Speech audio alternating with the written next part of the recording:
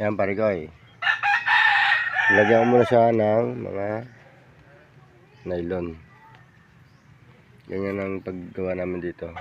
Pangit kasi kapag may ulo-ulo. Tatanggalan mo ng ulo-ulo yung yamato. Yan pare ko. Tapos pipit-pitin mo yung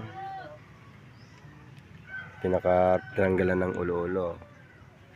Yan siya. Nylon muna bago. Ito siya pare ko. Ang ating gamit na parilag pare ko ito. Rainbow yan.